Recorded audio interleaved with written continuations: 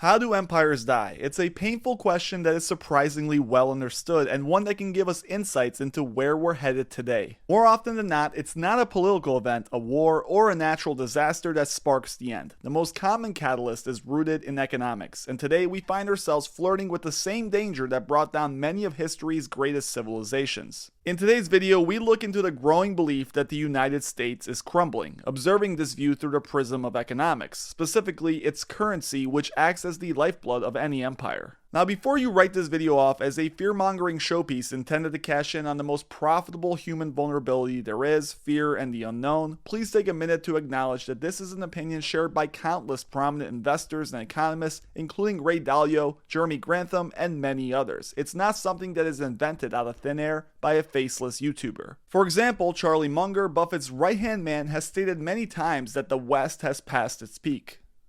But I suspect that in very important ways we are at or near the apex of a great civilization.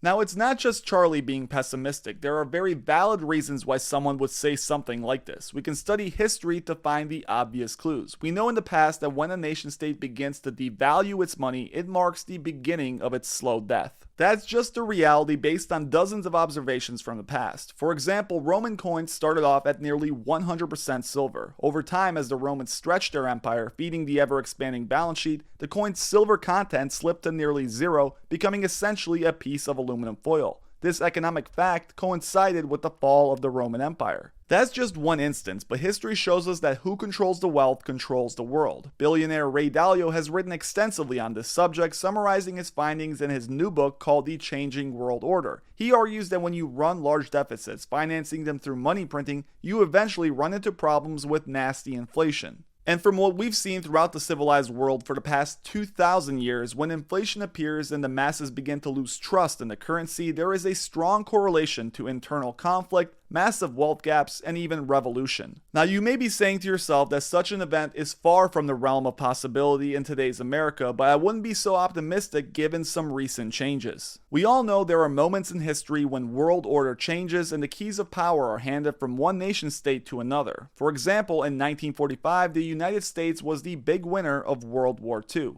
It was an economic winner as well as a military winner because we had accumulated 80% of the world's gold, and that was at the time the world's money. So in summary, we had 80% of the world's gold, we had a dominant military, and we had a dominant economy representing nearly half the world's output. This power grab is the reason that the United Nations is in New York and the World Bank and IMF are in Washington, D.C. We had an American world order. Now that is starting to change according to a lot of experts, and the evidence is obvious. The Federal Reserve has spent the last 40 years inflating a market that seemingly only goes up. For every recession, they had a cure: lower interest rates and introduce QE, and for every instance, it had to up its dose. By the time the 2008 recession came around, the Fed was running out of potion. It had lowered rates down to zero, and QE was exploding upwards to levels never before seen in history, yet somehow we were able to avoid the problems of traditional inflation. That was until 2021. Finally, following an unprecedented pandemic and even more extreme actions by the Fed, the disease that had infected so many economies around the world throughout history is now infecting the world's largest and most dominant economy ever. The Fed is stuck playing with fire. The decisions and actions taken in the next 5 years will determine the outcome of the world order, and getting out on top will be the achievement of the century. On one hand, the Fed has used up its traditional cure. Introducing 0% interest and more money printing could very easily put the dollar into an unrecoverable tailspin with double-digit inflation on the horizon. We know that if Jerome Powell came out to the podium tomorrow and announced he would be leaving the rate at zero alongside more QE, the market would do a 180 just as it did in March of 2020. The only difference is that in March the inflation rate was 2%, and now we find ourselves battling 8.4% CPI with rents, houses, and nearly everything else but wages jumping in price. That leaves the Fed with a tough choice. The obvious thing to do would be to raise the rate. In fact, this would not be the first time the nation has faced this kind of problem. In the early 80s, Paul Volcker decided he would end inflation by raising the rate to nearly 20%,